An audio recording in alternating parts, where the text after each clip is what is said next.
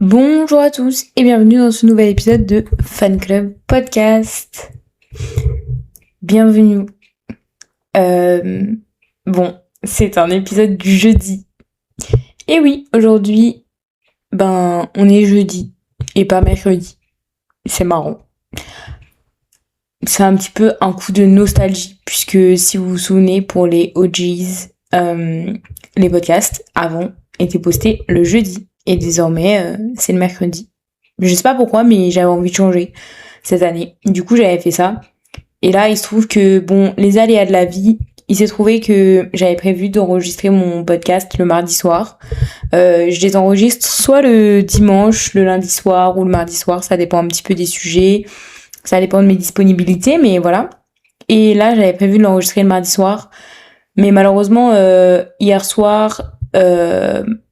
j'ai estimé que on avait plus besoin de moi sur place plutôt que à être en train d'enregistrer un podcast pour mes quelques auditeurs. Non pas que mes quelques auditeurs ne méritent pas ma présence, mais voilà, j'ai préféré être présente avec les personnes qui m'entourent plutôt que présente pour vous. Désolée, les choix, les priorités, ce n'est pas une question de préférence de personne, mais plutôt de préférence de situation. Et ça, c'est un vrai truc.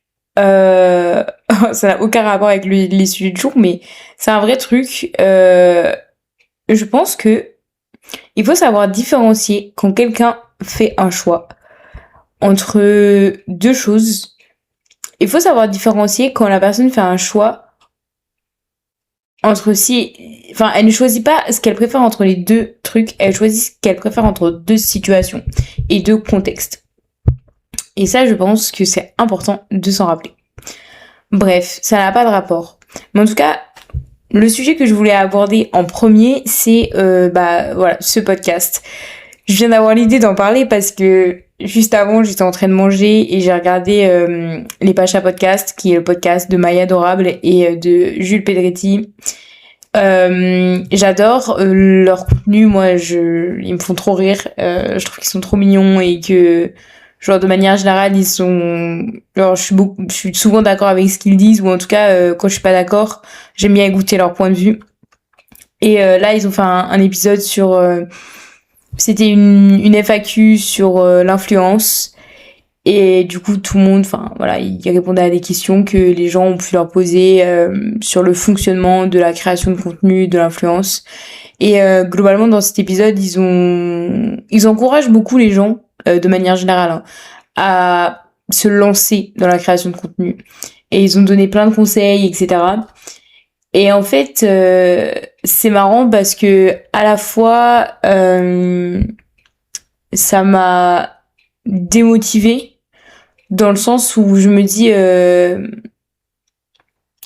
la fois, ça m'a motivée plutôt parce que ça me donne envie de créer plus de contenu, parce qu'en plus, en ce moment, je suis dans une lancée où j'arrive à produire des trucs sur Instagram, à avoir un peu de temps et en vrai j'essaye de travailler un peu plus les épisodes comme j'avais l'habitude de le faire avant, donc voilà. Et en même temps, à la fois, quand j'écoute leurs conseils, je suis en mode mais ça s'applique pas à moi, parce que depuis quelques semaines je réfléchis à ce que je veux pour le podcast.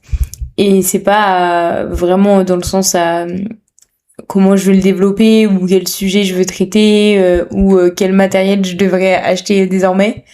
C'est plus que... pour ceux qui ne le savent pas, mais je pense que c'est une discussion que j'ai eue avec toute personne avec qui j'ai parlé en face du podcast.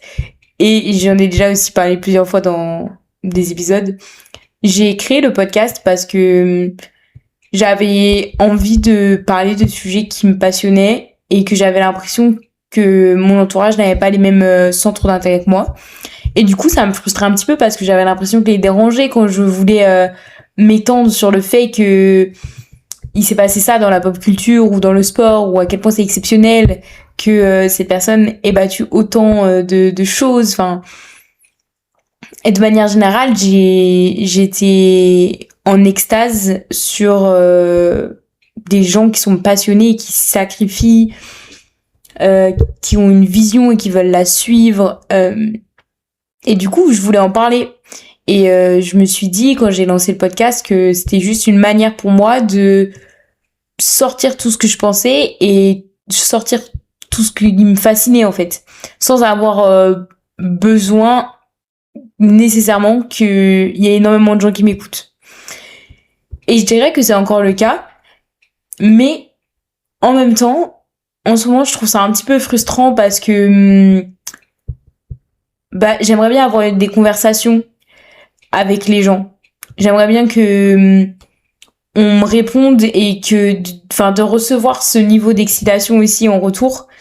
Et du coup, ça nécessite que je fasse grandir la communauté, que je fasse grandir le podcast.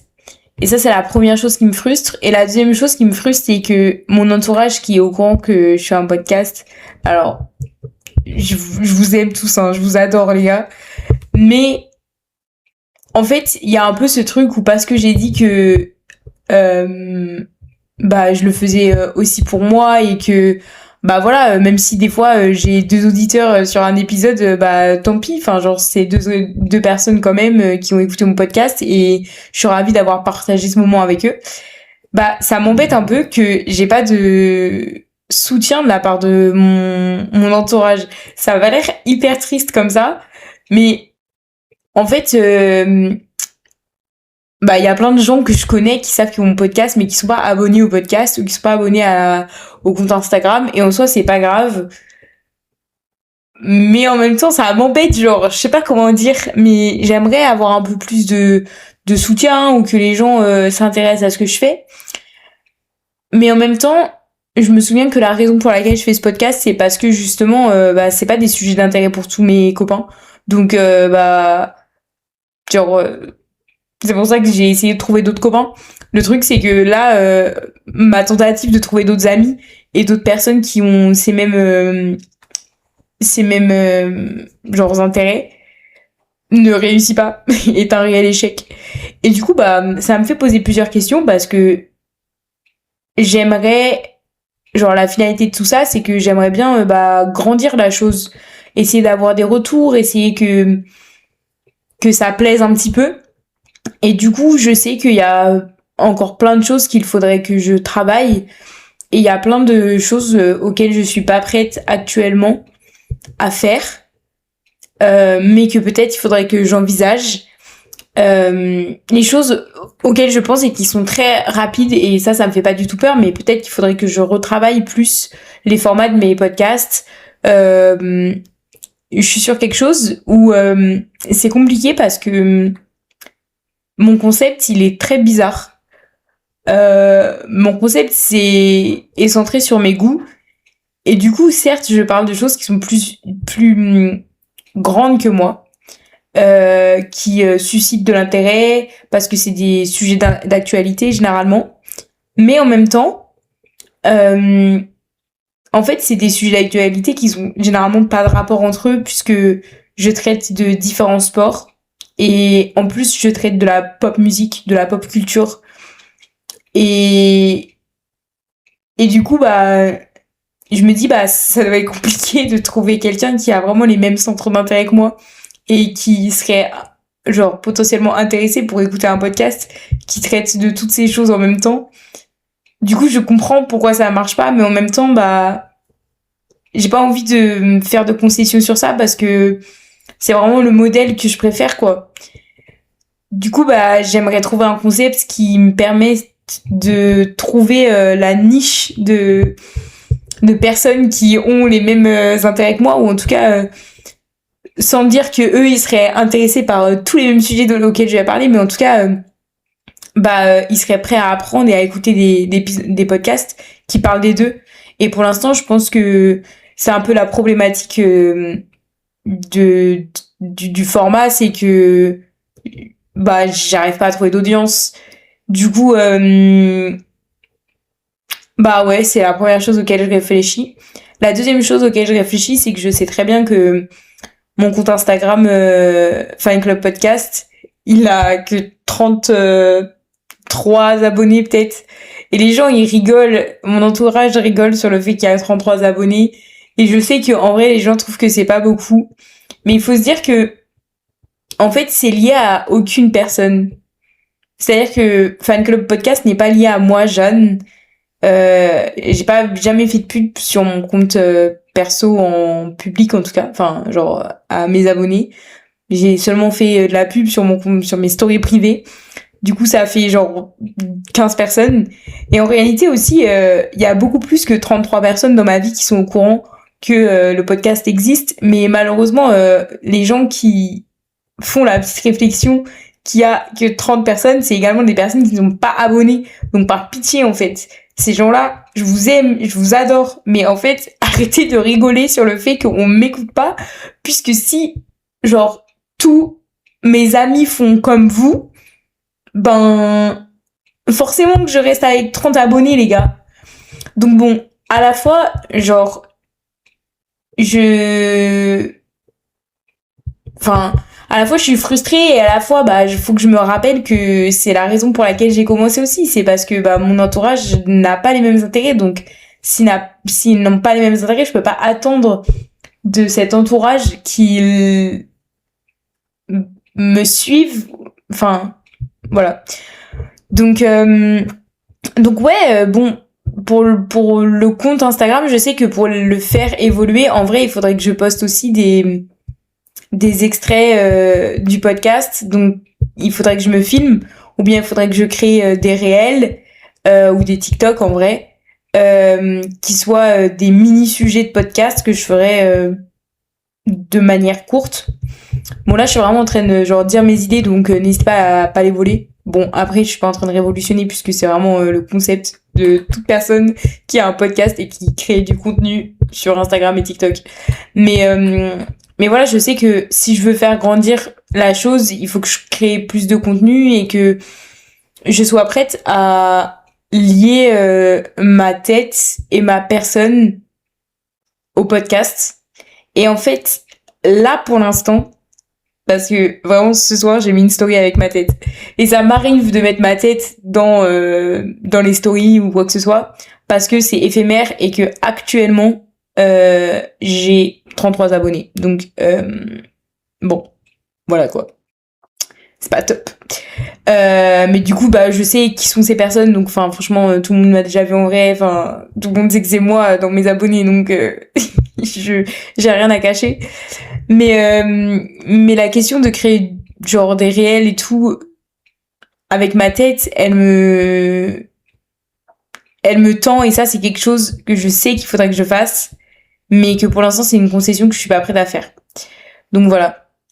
Je voulais vous faire part de ces questionnements parce que en fait je suis dans une phase où je suis hyper motivée à faire grandir le podcast et à créer du contenu, enfin je sais pas comment dire, mais à travailler mon podcast encore plus, à essayer d'être présente sur Instagram, alors qu'avant j'ai vraiment eu une période où j'étais pas du tout présente, et là j'essaye de faire un post par semaine, donc c'est pas beaucoup, mais en fait bah j'essaye de faire progresser la chose parce que je suis motivée, mais en même temps bah j'arrive plus trop à rester motivée parce que j'ai l'impression que ça a pas de sens et que ça serait trop dur pour moi de trouver une communauté au vu de mon concept.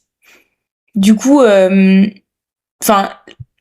sais qu'il y a aussi plusieurs personnes j'ai rencontré plusieurs personnes ces derniers mois, donc je sais qu'il y a probablement des gens qui me connaissent depuis quelques mois et qui écoutent cet épisode. Mais ce podcast, je l'ai depuis 1 an et demi désormais, presque.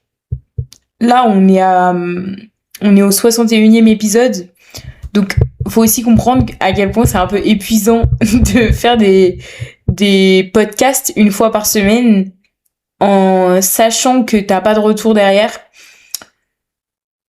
Même si, enfin voilà, en fait, c'est un peu paradoxal parce que à la fois j'aimerais avoir des retours et à la fois j'aimerais avoir une communauté, mais en même temps, c'est pas la raison pour laquelle j'ai commencé. Et également, il y a des choses auxquelles je suis pas prête enfin, certaines choses, je ne suis pas prête à les faire pour avoir une communauté. Et du coup, je suis un peu dans un paradoxe en ce moment. Et voilà. Donc, c'était le premier truc dont je voulais vous parler. Bien sûr, la deuxième chose, c'est la CAN. Chose promise, chose due. On revient sur la grande actu foot de la semaine, les nouveaux vainqueurs de la CAN qui est le Maroc. Whoa, oh, oh. Bon, souvenez-vous, j'avais pas voulu donner mon avis et élaborer sur le sujet lors du podcast qui a précédé la finale de la CAN. Mais on dirait bien que je vais pas avoir vraiment le choix d'en parler puisque il y a eu un retournement de situation. Donc peut-être pour revenir sur les faits, pour ceux qui n'ont pas tout compris à ce qui s'est passé, puisqu'ils n'ont pas peut-être pas vu la finale de la CAN. Le 18 janvier, donc, il y a eu ce fameux match de finale de la Coupe d'Afrique des Nations. Le match, pendant 90 minutes, il y avait un arbitrage qui était plutôt en faveur du Maroc, il faut le dire. Assumons-le. Du coup, les Sénégalais, ils étaient quand même un peu frustrés pendant les 90 minutes de match, jusqu'à un moment où quelques minutes avant le coup de sifflet final, on est à 90 plus 2 minutes dans le temps additionnel. Patatras, l'arbitre accorde un penalty au Maroc qui est plus ou moins légitime, mais du coup la question n'est même pas là, puisque ce qui se passe c'est d'anthologique, mais pas dans le bon sens du terme. Au début, ça commence juste par des explications entre les joueurs marocains et les joueurs sénégalais qui commencent un peu à s'embrouiller. Puis ensuite, le sélectionneur sénégalais envoie ses joueurs dans les vestiaires en signe de protestation envers la décision de l'arbitre. Il y a également des supporters sénégalais qui vont essayer de rentrer sur le terrain. Donc ça commence à être vraiment le bordel. Et le seul joueur du Sénégal qui reste, c'est Sadio Mané, qui est le numéro 10 de l'équipe, qui est un des joueurs emblématiques du Sénégal et qui est par ailleurs, il me semble, le capitaine de l'équipe. Donc lui, il va rester sur le terrain. Et à partir d'un certain temps, mais je pense vraiment 10 minutes, un quart d'heure, il décide de les rappeler, de dire ok c'est bon là, on va reprendre le match.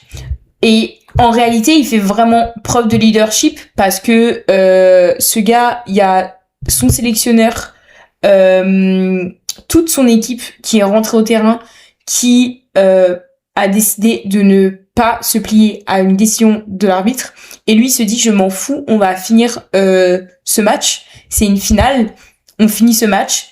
Il fait face à l'adversité, il fait face au fait qu'il y a tout le monde qui est contre lui, que probablement qu'il va se prendre un but dans les prochaines secondes et qu'il va perdre la finale de sa vie.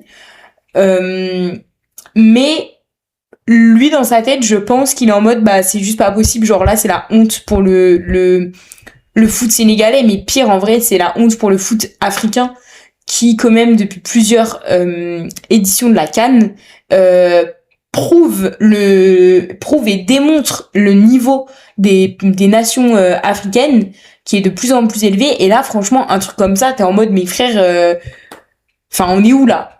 On est où? Donc lui, il se dit, on va sauver l'honneur du foot et on va ramener l'équipe sur le terrain. C'est ce qu'il fait, il réussit. Et du coup, après 15 minutes d'interruption, tout le monde revient. C'est finalement Brahim Diaz qui va se présenter au point de pénalty avec la balle de la victoire au bout du pied. Les Marocains qui sont là, frère, ils attendent, ils sont chez eux, il y a tout le monde qui sont là en train de les acclamer. Ils se loupent.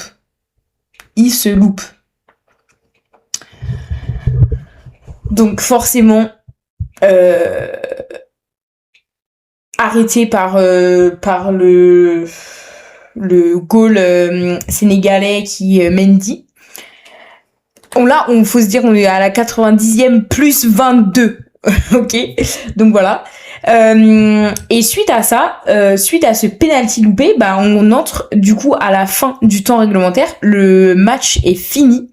On va donc entamer la période de prolongation où les Sénégalais vont finalement réussir à marquer au tout début de cette de la première période des prolongations, et ils vont finir par gagner le match. Du coup, là, moi, ma réaction face à ça, je vais vous le dire, c'est que personnellement, je trouve que la réaction des Sénégalais pendant le match, elle est excessive. Moi, je suis d'avis que tu fais un sport qui est basé à 60%, je dirais, sur des décisions d'arbitre. À partir de ce moment-là, je sais que c'est très dur parce que là, on est en finale d'une CAN, donc ce n'est quand même pas rien. C'est pour la plupart d'entre eux le match de leur vie. Donc, tu ressens une injustice profonde que je peux imaginer, que je ne me pas relate bien sûr, mais que je peux imaginer quand on vient te siffler ça alors que pour toi, il n'y a pas faute, il n'y a pas lieu d'avoir penalty. Tu dois ressentir une injustice profonde. Néanmoins, tu dois également accepter que c'est ton sport. C'est ton sport. Tu ne fais pas un sport de course. Tu ne fais pas un sport où la métrique est le temps, où la métrique est la force. Tu fais un sport où il peut y avoir des fautes. Et ces fautes, elles sont jugées par un arbitre. Et les arbitres font des erreurs. Et ça, malheureusement, dans le foot, dans le rugby, dans le hand, dans presque tous les sports co, c'est quelque chose qu'il faut accepter. C'est, en fait, aussi tous les sports de raquettes et de filets, c'est des choses qu'il faut accepter. C'est très dur, mais il faut les accepter. Et pour moi, sortir du terrain, c'est une réelle preuve de manque de respect et de fair play envers le foot, le sport de manière générale, genre. J'ai pas du tout aimé leur réaction, et par ailleurs, ça me fait d'autant plus rire qu'ils gagnent après. C'est-à-dire que tu es en train de me dire que t'as arrêté le match pendant 15 minutes, tu as fait le gars scandalisé, tu as foutu la honte à tout le monde, tu as chouiné pour que tu gagnes, frère. Mais on est où là ? Et je pense que cette réaction que j'ai moi actuellement, c'est la réaction de plein d'autres gens. De se dire, en fait, ils ont vraiment genre foutu la honte à tout le monde pour ensuite gagner. Et ça fout encore plus la honte au foot africain. En vrai de vrai. Disons-le. Voilà. Donc ça, c'est ma réaction. C'est mon avis. J'en avais un petit peu parlé, du coup, à l'épisode qui est sorti juste après le match. Mais voilà. Après, le sujet de est-ce qu'il y a penalty, est-ce qu'il y a pas penalty, moi je dirais qu'il y avait pas penalty. Voilà, sur ça je suis sur le côté des Sénégalais, et je dirais qu'il y a pas penalty.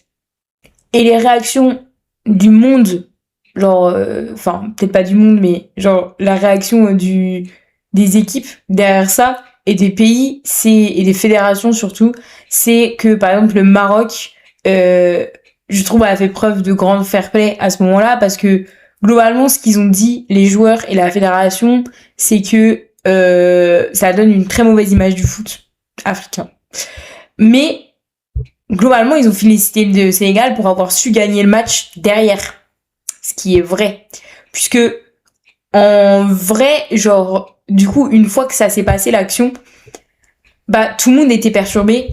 Et là où tu reconnais les champions, et là où tu reconnais que c'est fort, c'est de derrière savoir se mobiliser pour se remobiliser, se reconcentrer après avoir fait une pause de 15 minutes, 20 minutes à la fin du match parce qu'il y avait des problèmes machin. Derrière, t'as une prolongation assurée, et en réalité, les seuls qui l'ont assurée, c'est le Sénégal, parce que le Maroc a pas su concrétiser derrière, tu vois. Donc, je suis d'accord avec le Maroc sur ça. Et je pense que de manière générale, je suis d'accord avec la prise de position de la fédération marocaine sur ce point. Comme j'ai dit, à mon sens, c'est stupide de sortir du terrain. Mais bon, voilà. Mais au final, en vrai, les Sénégalais, ils ont réussi leur coup parce que, en discutant avec pas mal de gens, il y en a aussi qui m'ont dit que c'était fait exprès et que c'était un peu un pari de leur part parce que ils ont réussi à déstabiliser les Marocains suffisamment pour que le gars, quand il tire son penalty, le petit Brahim Diaz, il a les pétoches. Genre, à un moment donné, ça a fait 20 minutes qu'il est en train d'attendre. Le gars, déjà, il est plus chaud parce que, bon, frère, bon, après, tu me diras, ouais, mais non. En vrai, c'était l'hiver, frère. Il est plus chaud, ça fait 20 minutes, il fait plus de sport. Ça fait 20 minutes que y a des bastons dans le public, que les joueurs de l'équipe adverse sont rentrés dans les vestiaires. Enfin, la situation, elle est chaotique. Donc, le gars, l'attaquant, là, il est déstabilisé. Et c'est là où ils ont été forts. Après, est-ce que c'était comme ça qu'ils l'ont réfléchi ? J'espère pas. Parce que franchement, si c'est comme ça qu'ils l'ont réfléchi, à la fois, bah, c'est très bien, vous avez réussi votre coup de poker, mais à la fois, je me dis, c'est quand même un risque qui est énorme. Et le risque, il est là, il est maintenant, avec la décision qui a été prise, parce que, bah, du coup, pour ceux qui ne sont pas au courant, voici ce qui s'est passé. Mardi 17 mars, la Confédération d'Afrique a acté que la victoire, a donné la victoire sur tapis vert au Maroc. Parce que d'après le règlement de la CAF, le Sénégal a pas respecté le règlement, en gros, voilà, puisque le règlement c'est interdit de refuser de jouer ou de quitter le terrain avant la fin réglementaire du match. Et si une équipe fait ça, elle est considérée perdante et sera définitivement éliminée de la compétition en cours. Donc techniquement, le Sénégal a perdu le match, donc le Maroc a gagné. Et il y a plusieurs sujets suite à cette annonce. C'est que ça fait lieu 2 mois après la finale. Ça, c'est le premier débat. Est-ce que c'est encore le moment ? Bien sûr, il y a eu une enquête, mais je pense, à mon avis, que à partir d'un certain moment, ça n'a plus de sens. La deuxième chose, c'est toute l'équipe n'était pas dans les vestiaires. Donc ça, c'est pareil, c'est le débat. Est-ce qu'ils ont vraiment refusé de jouer ou pas ? Est-ce qu'ils ont pas juste décidé de se calmer en allant au vestiaire, voyant que il y avait de la tension dans les gradins, etc. Il y a plein de choses qui peuvent argumenter le fait qu'ils ont décidé de partir. Donc voilà. Après, manifestement, leur réaction, elle était uniquement faite pour manifester leur mécontentement vis-à-vis de la décision de l'arbitre, et ça n'a aucun rapport avec les réactions. Mais néanmoins, vis-à-vis d'un jury et d'un jury, quoi, il pourrait balancer cet argument. Enfin, genre, ça serait pas bête. Ça, c'est moi qui le propose, je l'ai vu nulle part. Hein. Mais voilà, quoi. Et du coup, ça fait débat sur la planète foot, cette annonce. La réaction du Sénégal, clairement, les joueurs, ils disent que le vrai résultat, c'est celui sur le terrain et qu'ils s'en foutent de devoir rendre l'argent le trophée. Il y en a même qui disent que dans tous les cas, ils arriveront jamais à leur reprendre leur trophée ou à reprendre leur médaille parce que maintenant c'est au Sénégal. Tout ça c'est rentré chez eux, donc va essayer de leur reprendre de force. Voilà. Et en vrai, là où ils gèrent un petit peu, c'est que ils ont aussi beaucoup exprimé le fait qu'ils croient, ils ont foi au fait que les supporters se souviendront de qui sont les vrais vainqueurs, dans le sens à qui a gagné le match réellement.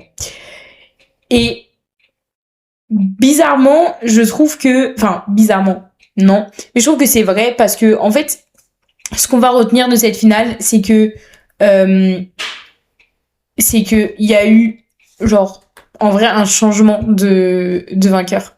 Et du coup, on va plus retenir que c'est le Sénégal qui a gagné et qu'on a retiré la victoire au Sénégal, plutôt que dire que c'est le Maroc qui a gagné parce qu'on leur a donné. Genre, je sais pas comment dire, mais je pense qu'en vrai, on se souviendra plus du Sénégal qui s'est fait reprendre sa victoire plutôt que le Maroc qui gagne 2 mois plus tard.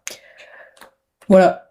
Et la fédération sénégalaise a aussi dénoncé que c'était une décision qui était sans précédent et inacceptable, qui jette le discrédit sur le football américain. Donc, encore une fois, cette histoire de discréditation, de honte au football africain, ça, franchement, je suis complètement d'accord que déjà, en fait, le comportement du Sénégal était ce match de A à Z, c'était la pire représentation du football africain qui, je pense, a été ces dernières années. Et les deux trucs qui peuvent contredire ce que je viens de dire, je vais en parler juste après, parce que faut peut-être pas exagérer, tu vois.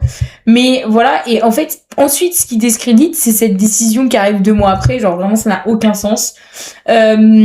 Voilà, et la fédération sénégalaise, elle a aussi dit que elle allait engager une procédure d'appel devant le tribunal arbitral du sport, dans les plus brefs délais. Donc voilà, donc ça doit être fait maintenant. Et en fait, la raison pour laquelle ils font ça, c'est qu'ils ont des soupçons de corruption. Effectivement, il y a des soupçons, il y a des rumeurs d'influence ou de corruption du président de la fédération marocaine et du président de la FIFA sur les instances de la CAF. Donc voilà. Ce qui m'amène du coup à la réaction du Maroc. J'ai envie de parler du coup de Achraf Hakimi, le petit Hakimi, qui est pour moi avec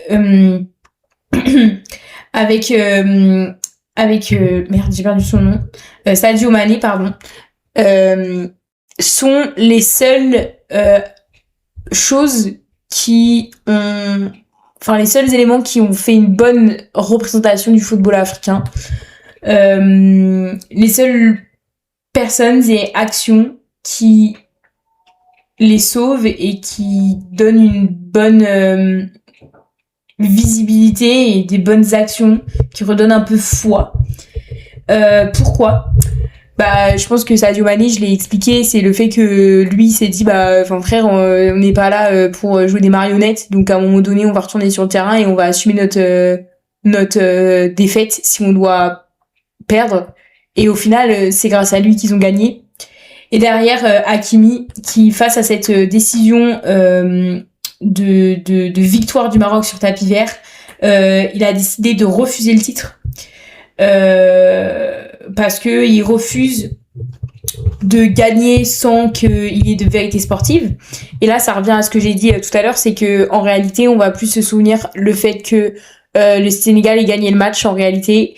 Et surtout, ces deux équipes, elles étaient remises à zéro, elles étaient toutes les deux abattues, elles étaient toutes les deux au début des prolongations dans une situation inconfortable.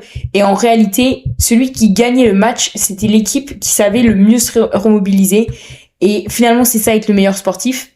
Et du coup, il a tout à fait raison quand il dit que en réalité, la vérité sportive, c'est que le Sénégal, il a gagné. Et que lui, il ne conçoit pas le fait de gagner alors qu'il a perdu le combat. Et ça, pourquoi il le dit ? Je pense qu'il y a d'abord une part de vérité. Il y a le fait que c'est un peu la honte d'accepter une victoire comme ça, parce que t'as un peu l'impression qu'on te la donne parce que elle a été réclamée, genre. Enfin, lui, il sait que sportivement, le Sénégal a mérité sa victoire et du coup, ça ne correspond pas avec ses valeurs. Et la deuxième chose, c'est important de le dire aussi parce que ça permet de ne pas valider la corruption, toutes ces rumeurs de corruption. Et ça revient à ce que j'ai dit avant, mais pour donner un peu plus de contexte aussi, la CAN, elle se déroulait au Maroc. Le roi, il a beaucoup misé sur l'organisation de la compétition parce que ce genre de championnat de coupes, que ça soit la Coupe du Monde de foot, que ça soit les JO, que ça soit tout autre événement sportif de cette ampleur, c'est des rayonnements internationaux pour les pays. Littéralement, ça peut relancer l'économie d'un pays parce que t'as plein de monde qui vient. Et en plus, en fait, quand tu organises une compétition, la chance que ton équipe gagne est plus forte. Et je te jurer que pour un peuple, il n'y a absolument rien de mieux pour redonner foi en l'existence que de gagner une compétition sportive comme la Coupe du Monde de football. Surtout en Europe et surtout en Afrique. Et je dirais en Amérique du Sud aussi. Donc, il y avait un gros enjeu. Il a mis beaucoup d'argent dans l'organisation de la compétition. Et du coup, ce qui a entraîné pas mal de rébellions un peu dans le pays, de débats, notamment de la part des jeunes, parce que eux, ils réclamaient que cet argent qui serve à organiser une Coupe du Monde soit plutôt mis pour améliorer le système de soins, pour améliorer le système éducatif, pour arrêter la corruption.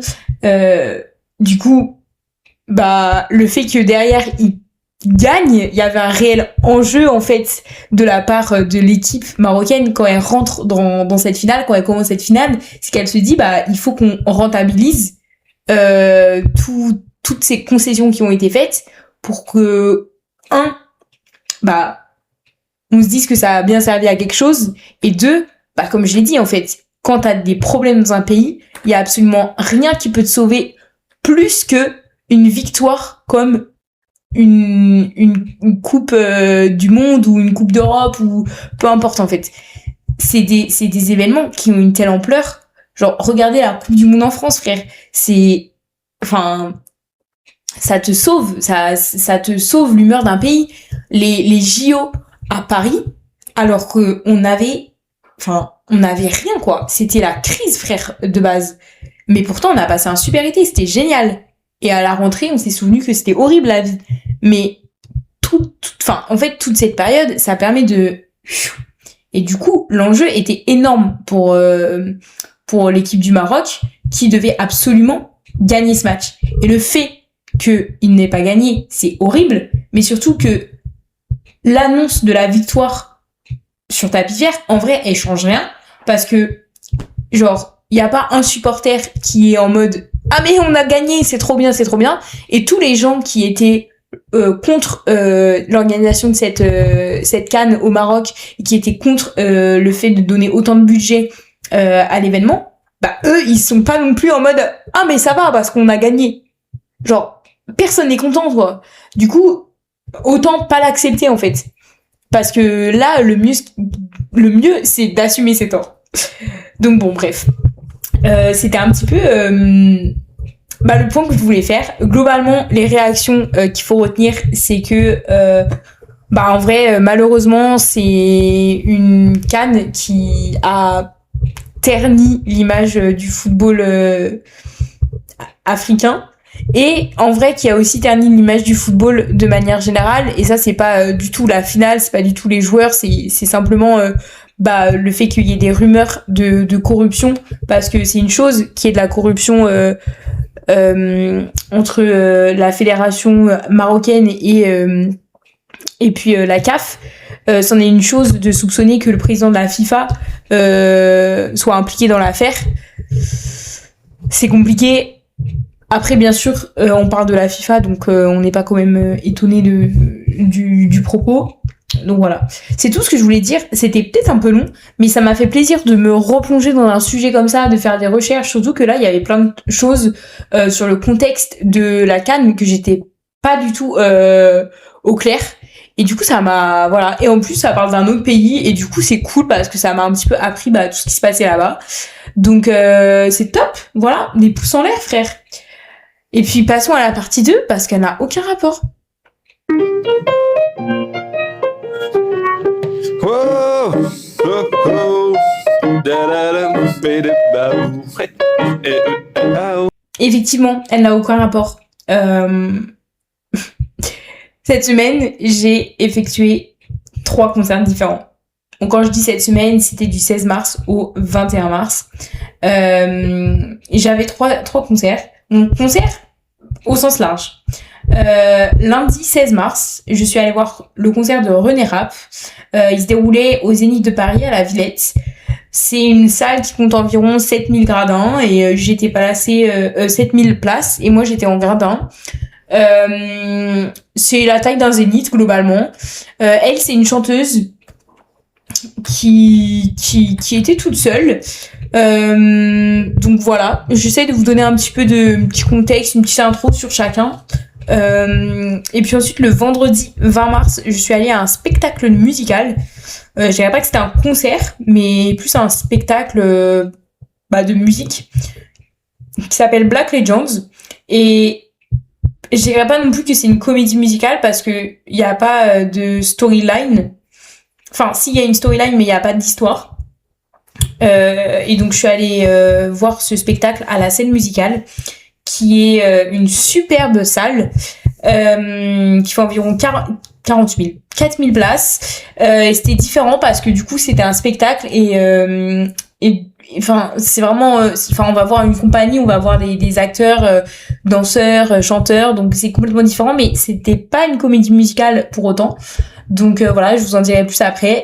Et puis finalement le samedi soir, je suis allée voir le concert de Del Water Gap à la Maroquinerie. Et là, c'est pas du tout la même ambiance puisque il y a 500 places. Donc quand je vous dis qu'il y a 500 places, c'est-à-dire qu'il n'y a pas de gradin, hein, c'est vraiment juste une fosse de 500 places. Et fosse, c'est un énorme mot parce que c'est vraiment juste une salle avec un estrade genre.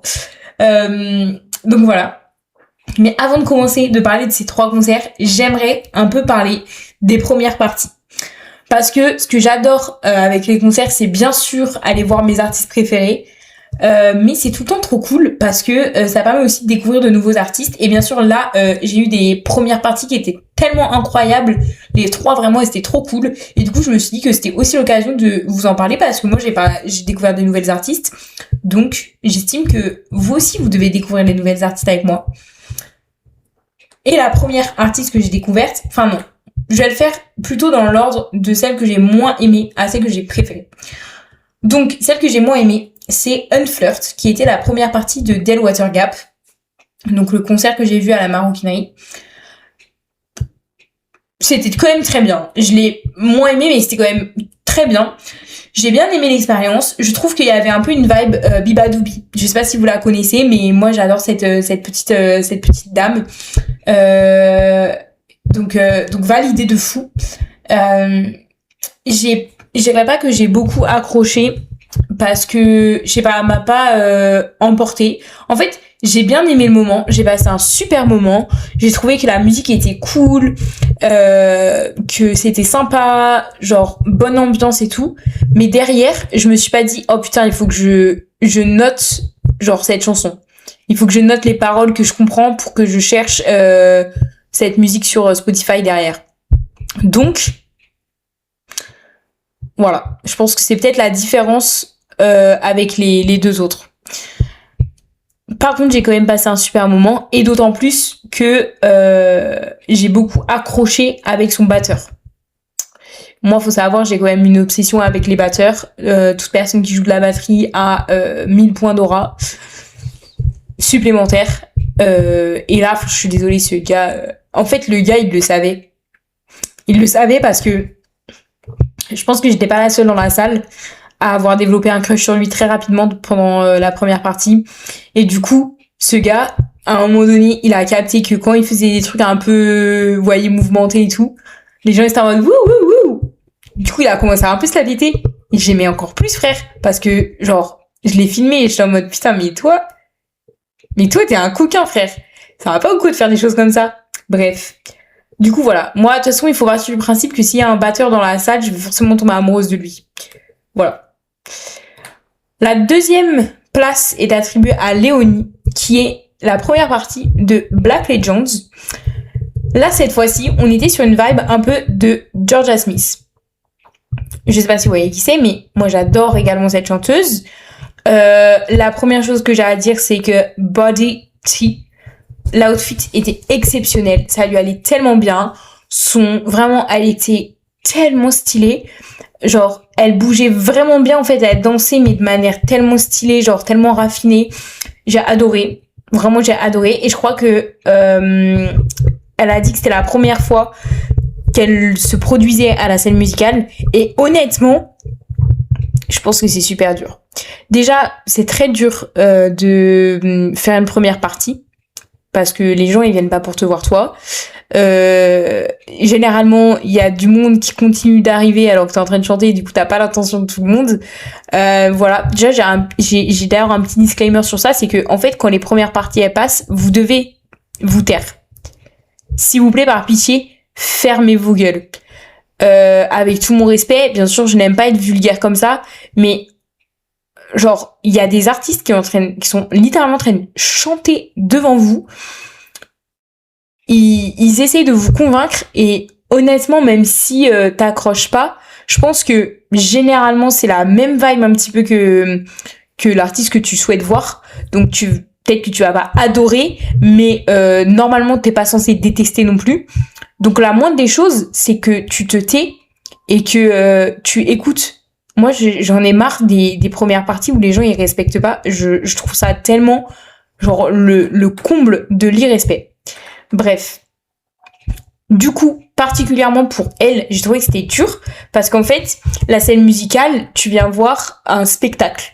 Et là, elle, c'était vraiment un concert. C'est-à-dire que c'est une artiste, c'est une chanteuse qui est venue qu'à chanter. Sauf que du coup, les gens, ils viennent en mode théâtre un peu. Ils viennent en mode spectacle, ils sont assis. Du coup, t'as personne qui va être en mode wouh, ya, queen. Genre, personne fait ça. Sauf que elle, en fait, t'as envie de le faire parce que tu te dis, putain, mais cette meuf, c'est une bête de meuf, quoi. Genre, t'as envie de l'encourager, t'as envie de crier et tout, mais c'est pas du tout le lieu, genre la vibe du lieu et la vibe du fait que tu viens voir un spectacle te donne pas enfin, tu peux pas faire ça, quoi. Genre, il faut avoir des bolo balls, quoi, pour le faire. Mais du coup, la pauvre, parce que c'est très dur et en plus, elle, c'est très dur parce que je trouve que quand même la moyenne d'âge d'un spectacle musical, là, en l'occurrence, de ce spectacle musical, elle était pas non plus hyper jeune, alors que elle, je pense que elle a plutôt une cible qui est jeune. Du coup, enfin, tu vois, je me dis ça doit être chaud parce qu'il doit y avoir plein de gens qui n'ont rien à foutre d'elle et voir qu'ils sont en train de la critiquer. Et du coup, je me suis dit, mais la pauvre, genre, ça doit être horrible.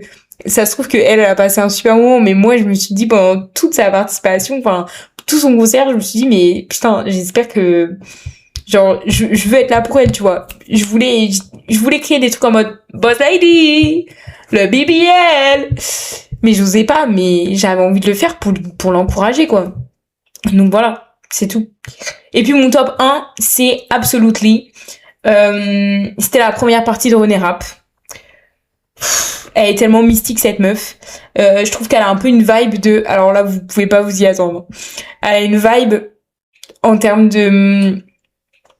genre de prestance et DA. En vrai, pas tellement en termes de DA, mais... Je sais pas, elle m'a fait penser à Uma dans les films Descendants. Les films Disney Descendants. Genre les films musicaux, là. Pourquoi? Je ne sais pas. Vraiment, je pourrais pas vous dire, mais je pense que c'est les cheveux. Mais elle m'a vraiment fait penser à Uma. Bref. Et ça, c'est que un détail. Parce que sa voix, elle est... frère, sa voix, elle est incroyable. Je trouve qu'elle avait un peu la voix de Miley Cyrus, dans le sens où elle a une voix qui peut partir dans les très très graves, quelquefois. Et en même temps, elle est très haut. Genre, elle a vraiment un panel très grand de notes. Et elle a un peu une vibe de Ray. Voilà, ce que je me suis dit pendant le concert. Je crois que j'ai jamais vu autant d'enthousiasme pour une première partie de ma vie. Carrément, il y a quelqu'un qui a demandé à ce qu'elle chante une reprise de I Have a Dream de ABBA. Et là, pour vous donner du contexte, c'est que cette personne a dit, ouais, je t'ai vu au concert de Ray, est-ce que tu peux chanter, genre, refaire la chanson de ABBA, I Have a Dream. Et du coup, elle a chanté une partie, tout le monde a mis sa lumière et tout, c'était trop beau, trop beau. Et ensuite, elle a enchaîné par une musique que j'ai absolument adorée, et c'est la raison pour laquelle elle est top 1 actuellement. C'est I Don't Know You Yet. I Don't Know You Yet, qui est une de ses musiques, qui est sa musique la plus connue en vrai. Connue est un grand mot, mais je l'ai entendue et je me suis dit, je suis obligée de l'ajouter illico presto, cette musique. Je l'adore et je l'écoute tous les matins parce qu'elle fait pile la durée entre le moment où je passe le portail de mon immeuble et le métro. Donc voilà, j'écoute tous les matins en boucle. Du coup, une fois. Parce qu'après, je lis, parce que je suis une meuf éduquée. Donc voilà.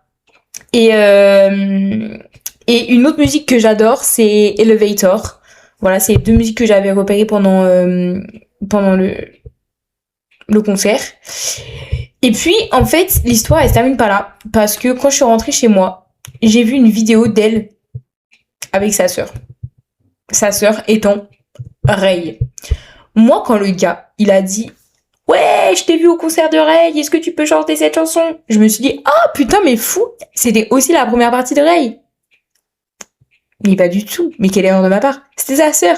Et en fait, normal du coup que j'ai pensé qu'elle avait la même vibe qu'elle. C'est parce qu'elles sont sœurs, frère. Du coup, voilà. Je me suis sentie trop conne puisque I Don't Know You Yet, elle la chante sur la tournée de sa sœur. Enfin, sur la tournée, de sa sœur avec elle. Elles font un duo toutes les deux au moment où Ray ramène ses 2 sœurs, puisque elles sont 3. Et à un moment donné, du coup, elle la chante toutes les 2. Et moi, j'avais vu cette vidéo, genre quand elle était passée à Paris, ou je sais plus, genre pendant la tournée de Ray, genre j'ai vu une vidéo de toutes les 2 qui chantent cette musique, I Don't Know You Yet. Et il y a aucun moment pendant le concert où je me suis dit « Ah, je reconnais cette meuf » et « Ah, je reconnais cette musique ». Non. Alors que pourtant, les 2, je les avais déjà vus.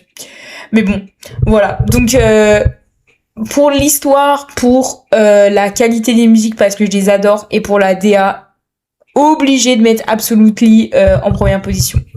Donc voilà. Et sinon, les concerts, je vais essayer de faire vite parce que j'ai l'impression que cet épisode va durer, mais 1 heure. Mais du coup, commençons par René Rapp, parce que là, on va plutôt faire dans l'ordre chronologique. J'ai absolument adoré. Du coup, comme j'ai dit un petit peu tout à l'heure, elle était toute seule avec son bande de musiciens. J'ai trouvé qu'elle dansait de manière très libre. Genre, il n'y a pas de sensation de chorégraphie. Genre, t'as vraiment l'impression que tous ces mouvements, ils sont spontanés, que voilà, quoi. Genre, elle a pas du tout prévu de choré. Pourtant, quand tu regardes ensuite, parce que j'ai vu, genre, ses concerts d'après et d'avant, après avoir été au concert, parce que je voulais pas trop me spoiler, je remarque qu'elle fait tout le temps la même chose quand même. Mais en fait, t'as pas du tout cette sensation quand tu la regardes. Alors que d'autres concerts où il y avait de la chorégraphie, je pense à Sabrina Carpenter, je pense que c'est vraiment le seul autre concert où il y avait vraiment de la danse que j'ai vu. Là, ça se voit clairement que tout est chorégraphié parce qu'il y a des danseurs en fait. Du coup, tu le sais. Alors que là, elle est toute seule. Et à la limite, elle va danser avec sa guitariste. Sauf que tu te dis, genre c'était prévu que sa guitariste fasse une apparition sur la scène, genre qu'elle s'avance sur la scène. Mais genre leur interaction est spontanée. Alors qu'en fait, pas du tout. Donc voilà. Et puis, l'autre truc que j'ai adoré, c'est qu'il y avait vraiment un bon mix entre les musiques. Parce que c'est tellement une artiste complète. René Rapp, si vous la connaissez pas, j'en ai parlé aussi plusieurs fois dans le podcast, mais c'est la première fois que vous écoutez, peut-être vous la connaissez pas. C'est aussi, elle a commencé à Broadway, elle se fait connaître par la comédie, par le théâtre, par la comédie musicale précisément.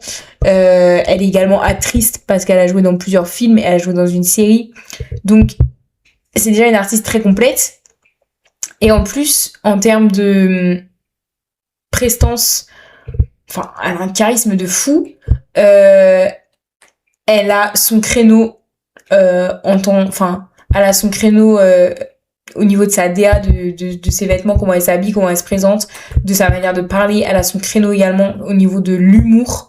Donc, genre, tout est trop bien. Et puis, t'as un mix aussi de toutes ses capacités vocales, dans le sens où il va y avoir des musiques où t'es très en mode sauter et crier avec elle, un peu bitchy, genre Poison Poison que j'ai mis dans ma story, You Would Like That Wouldn't You, qui sont très bitchy et du coup t'as que envie de crier et genre t'as une grosse guitare, grosse batterie derrière. T'as aussi de la performance vocale parce qu'elle a elle a une très très belle voix et du coup elle a des musiques qui sont beaucoup plus ballades, genre In the Kitchen ou Why She's Still Here, pardon. Et là t'as vraiment une performance vocale mais de fou furieux parce que putain vraiment sa voix elle envoie pour la vie. Et puis t'as aussi des perfs de la part de son band parce que pendant une musique qui s'appelle Sometimes, il y a eu un solo de batterie qui était très intense. Il y a aussi beaucoup de mise en avant du coup de la guitariste, du pianiste, qui est également celui qui a fait tous les arrangements musicaux pour la tournée. Du coup, genre tout est très bien mis en avant. Et puis le dernier point que je voulais aborder sur son concert, c'est que Renée Rapp, elle est quand même assez engagée et du coup avant le concert il y a une petite vidéo sur les écrans de elle qui passe et qui explique que on peut scanner le QR code pour donner à l'association Save the Children et elle est en partenariat avec eux pendant toute la tournée et du coup elle donne des trucs, elle a une partie du merch qui va à l'association et du coup elle nous encourage à le faire et si on peut pas donner elle nous encourage à le diffuser, du coup j'en profite pour vous le dire également que voilà vous pouvez donner à Save the Children pour donner de l'argent et permettre à des enfants qui sont dans des pays pauvres ou en guerre et qui n'ont pas les moyens d'aller à l'école ou qui n'ont pas les moyens de manger tout simplement ou de boire ou de rester en vie, de avoir un peu plus de ces moyens. Donc voilà. Et du coup j'ai trouvé ça cool, elle a fait une petite vidéo au début, avant le début du concert et elle en a reparlé au milieu du concert. Du coup voilà, c'est quand même un truc que tu vois pas trop en tournée, j'ai pas l'impression d'avoir déjà fait un concert où vraiment il y avait quelqu'un qui faisait une intervention pour le dire. Donc voilà. Sinon le deuxième spectacle du coup c'est Black Legends. Du coup le concept c'est que de Black Legends, parce que je vous en parle depuis tout à l'heure en disant que c'est un spectacle musical, mais c'est qu'en gros c'est sur l'histoire de la musique afro-américaine depuis l'esclavage. Donc genre t'as des danseurs et des chanteurs qui vont faire des performances à la suite avec un fil conducteur. Du coup, tu vois le temps passer, tu vois les grandes étapes, tout ça. Mais tu vois toute cette histoire qui est représentée dans la musique, que ça soit dans la musicalité, dans les tonalités, mais aussi dans les genres de musique et dans les paroles, bien sûr. Du coup, en vrai, moi, de manière générale, j'ai absolument adoré. Et je vais vous dire pourquoi. C'est que l'héritage des musiques afro-américaines, c'est là où tu te rends compte à quel point c'est fou. On avait Tutti Frutti, Hit the Road Jack au début, à la période d'esclavage. Après, on a eu This Heart of Mine de The Ailey Brothers. There's not enough time, I won't let it shine. Bref. Après, bien sûr, il y a eu The Supreme avec You Can Hurry Love and My World is Empty Without You. Et puis, t'as que des légendes, genre Aretha Franklin, James Brown, Tina Turner, Marvin Gaye, les Jackson 5, Michael Jackson, bien sûr, Donna Summer, Earth, Wind and Fire, Prince, Stevie Wonder, Whitney Houston, Nina Simone. Tout ça s'est enchaîné et c'était dingo. Et après c'est vraiment allé très vite, mais en fait entre chaque musique, c'était très bien raconté pour que t'aies l'histoire américaine. Donc tu avais I Have a Dream, tu avais l'élection de Barack Obama, mais même de manière générale t'avais aussi toutes les premières choses que les Afro-Américains ont fait avec la première femme dans l'espace, la première femme astrophysicienne, la première personne à être allée à l'école ou à la fac, le premier juge noir, des choses comme ça. Donc Donc c'était vraiment très très bien raconté. Et puis après toute cette partie, il y a eu une partie hip-hop américain et rap. Du coup, t'avais des musiques de Tupac, de Dr. Dre et Snoop Dogg. Da da da da da da da da da da da. Donc c'était vraiment cool. Et puis bien sûr, et ça vraiment j'étais tellement j'ai eu un choc mental parce que il y a eu un moment où ils nous ont grave ambiancé et je me suis dit putain ça va être le final. Et après je me suis dit mais c'est impossible que ça soit le final parce que là t'es en train de me dire que ils ont pas parlé de la personne qui a le plus de récompenses de Grammys, mais de toute récompense de l'histoire de la musique et qui est d'autant plus une femme noire. Ils en ont pas parlé. J'ai l'impression que vous avez complètement oublié Beyoncé. Et au moment où je me dis ça, la lumière qui se refout et là,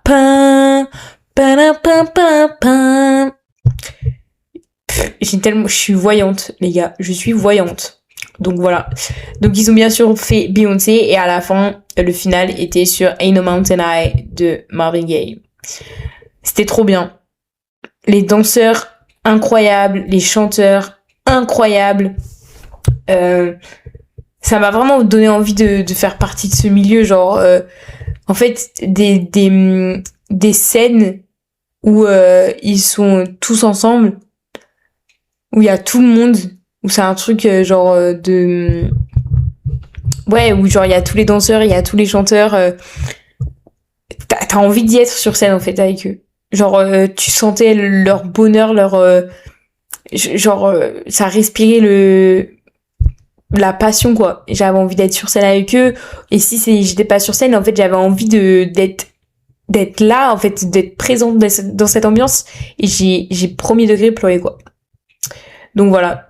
Et puis le troisième concert d'El Gap, l'ambiance de la salle, c'est une ambiance d'une salle de 500 personnes qui est debout, qui est voilà. Moi j'ai trouvé que c'était quand même bien l'ambiance. Après j'ai quand même quelque chose à dire sur le sujet. D'abord on était tellement proches, genre vraiment on était collés à la scène quoi. Genre ça c'est trop cool parce que tu ressens vraiment la musique, genre c'est l'impression que t'as un petit truc et en vrai c'est le cas, genre t'as vraiment un petit truc. Del Gap en vrai il a quand même 2 millions d'auditeurs par mois sur Spotify, donc il est connu, mais en fait du coup à l'échelle d'un pays comme la France, oui effectivement il peut pas se permettre de faire une beaucoup plus grande salle que la Maroquinerie quoi. Mais c'était tellement bien, la guitare, alors là j'avoue que le batteur il m'a pas flashé, mais la guitare mais elle était insane vraiment. Del Gap est venu dans la fosse avec nous vers la fin, sur pas exactement la dernière mais l'avant-dernière musique, genre il a dansé et tout avec nous. Bon moi j'étais un peu loin mais vas-y c'était quand même trop cool. Peut-être les deux trucs que j'ai à dire, c'est que j'ai trouvé qu'il parlait pas beaucoup, genre entre, et du coup je trouve ça dommage. Mais un truc que je m'attendais à Del Gap et je m'y attendais aussi à René Rapp, c'est que c'est des personnes qui sont assez libres, enfin je sais pas comment dire, mais un peu qui peuvent paraître un peu je m'en foutiste, et du coup j'avais très peur des longues pauses parce que j'ai déjà fait des concerts d'artistes que j'adore et que je pensais que genre ils allaient grave parler et tout dans leur micro, que ils allaient faire la conversation avec nous, que on allait rire et tout, mais t'avais aussi beaucoup de pauses où ils juste rentraient en coulisses pour boire un coup, pour se changer ou je sais pas quoi, et t'avais rien parce que sur des concerts comme ça, genre sur des petites salles, bon, le Zénith c'est plus grand, t'as des écrans, donc en fait si tu veux faire des pauses, tu peux faire en sorte que ta scénographie comble le moment où tu dois te changer ou le moment où tu vas faire une pause, tu vois. Sabrina Carpenter elle avait beaucoup fait, du coup ça rentrait dans le storytelling de la soirée, et j'avais très peur qu'en fait Del Gap, genre des fois il se casse de la scène, il va avoir un coup et il revienne, et il l'a pas du tout fait, donc ça c'était cool. Mais après c'est vrai qu'il a pas beaucoup parlé, il a pas beaucoup interagi avec nous, et sur une petite salle comme ça t'as un peu l'impression que Genre, le contact, il est facile, quoi. Du coup, je sais pas. Après, peut-être que c'est juste quelqu'un de vraiment timide. Donc, je sais pas. Mais voilà. Peut-être le point négatif, c'est que, bah, l'ambiance de la salle était bien, mais je pense que des petits concerts comme ça, c'est aussi propice au fait que ça soit pas des très très grands fans. Et moi, la première, en vrai, genre, c'est un petit concert, tu le connais, tu sais qu'il va y avoir des places, ça coûte pas très cher. Tu sais que, enfin, genre, si tu écoutes un petit peu certaines de ses musiques et que tu vois qu'il passe, parce que maintenant Spotify t'alerte dès que il y a quelqu'un qui est en concert à côté de chez toi, bah, tu y vas et voilà, quoi. Et même, je pense qu'il y a Prom Dog, genre la Maroquinerie, c'est une salle qui est très cool et qui a une programmation vraiment sympa. Et je pense qu'il y a des gens qui suivent genre la maroquinerie, quoi. Genre ils ont la programmation et ils viennent souvent parce que c'est des styles de musique qui peuvent être des fois assez semblables. Et genre quand ils voient quelqu'un qui fait de l'indé rock en l'occurrence, ils se disent oh bah j'aime bien l'indé rock, je vais y aller. Et du coup t'as beaucoup moins le truc de fan. Après je dirais que quand même il y en avait. Genre, il y en a qui ont ramené des roses, il y en a qui vont faire des cadeaux, il y en a qui avaient des pancartes et tout, alors qu'on était que 500, hein. Donc, quand même, je dirais que ça va. Mais c'est vrai que t'as un peu moins le truc, enfin, en fait, je m'attendais à plus parce que je pensais que ça allait être hyper intimiste, du coup. Et en fait, pas trop. Enfin, c'était intimiste, mais t'avais pas l'impression que c'était intimiste avec une communauté. Après, j'ai quand même passé un super concert, dans le sens où j'ai pas non plus trouvé que les gens connaissaient pas du tout les paroles des musiques. Donc voilà. Parce que j'ai entendu une meuf dire ça quand on est sorti du concert et je l'ai tellement, genre, regardé mal parce qu'elle était en train de marcher vite avec son casque. Elle était au téléphone en train de parler à une de ses potes et elle était comme ça en train de dire, non mais franchement, je sais pas, on va croire qu'il y avait aucun fan de Deadwater Gap. Non mais personne était en train de chanter. Et j'étais en mode, mais meuf, mais genre, la grosse RJ rentre chez toi, genre, rabat-joie coaché, ça va pas ou quoi? Donc voilà. Et également, le dernier point que je voulais dire, c'est que il y avait beaucoup de couples. Et moi, ce que j'ai pas dit là, c'est que René Rapp et Deadwater Gap, j'y suis allée toute seule. Les concerts, j'ai l'habitude d'y aller toute seule. Et c'est un vrai truc que je fais parce que mon premier concert, je l'ai fait toute seule. C'était le concert de Harry Styles, il y a 4 ans. Et non, il y a 3 ans, pardon. Et du coup, bah maintenant j'ai genre les concerts par défaut c'est toute seule, quoi. Je crois que j'en ai fait qu'un seul accompagné. Mais en plus, enfin là j'avais le hors spectacle, quoi. Du coup, pour moi c'est comme ça. Et en fait, j'adore le fait d'y aller toute seule parce que ça me permet de aller voir tout artiste que j'aime bien. Genre j'ai pas du tout peur d'y aller toute seule parce que franchement je m'amuse hyper bien et comme ça je n'ai pas de blocage et je me dis que ça me permet de vivre plus d'expérience. Par contre, des fois ça me frustre un peu parce que là en l'occurrence il y avait vraiment beaucoup de couples et tu sais des fois t'es un peu en mode putain j'aimerais bien y aller avec quelqu'un, genre avec bah la personne avec qui tu sors ou juste des amis, parce qu'en fait c'est cool de y aller avec des copains aussi parce que tu partages une expérience et genre c'est trop bien d'être amis et d'être fan du même artiste. Et je suis contente parce que cette année, j'ai plein de concerts qui sont prévus que je vais faire toute seule. Les 2 prochains, je vais les faire toute seule, mais il y en a aussi que je vais faire à 2 ou à plusieurs, encore plus même. J'ai prévu d'aller au concert de Bad Bunny avec une belle équipe. J'ai également le concert d'Olivia Dean, le concert de Bruno Mars et le concert de Marguerite. Donc j'en ai 4 qui sont prévus en groupe ou à 2. Donc en vrai je suis trop contente parce que genre j'ai vraiment lancé cette expérience. J'ai fait mon premier concert avec quelqu'un, ma sœur, il y a au mois d'octobre je crois. Et, enfin en fait je suis vraiment de contente parce que je pense que c'est vraiment une expérience différente de chanter à tue-tête la musique avec quelqu'un. Et même la préparation, genre c'est tout bête, mais du coup mes concerts je les prépare pas trop. Je sais qu'il y a des artistes où la communauté, genre Sabrina Carpenter, Harry Styles, bah l'outfit, il fait partie de l'expérience. Et moi bah je joue le jeu, mais c'est sûr que tu joues moins le jeu quand t'es tout seul, quoi, parce que t'as pas quelqu'un avec qui tu peux réfléchir du truc et tout. Y a pas quelqu'un qui te motive encore plus, qui te tend la main et tout. Donc voilà. c'est tout ce que je voulais dire. Je pense que cet épisode va être hyper long. Donc merci de l'avoir écouté. Et je terminerai sur l'information que Niall Horan va sortir un album le 5 juin qui s'appelle Dinner Party. Le single du même nom est déjà sorti et il vient également d'annoncer sa tournée européenne et il sera à Paris au mois de novembre. Donc, vais-je acheter des places? Réponse la semaine prochaine.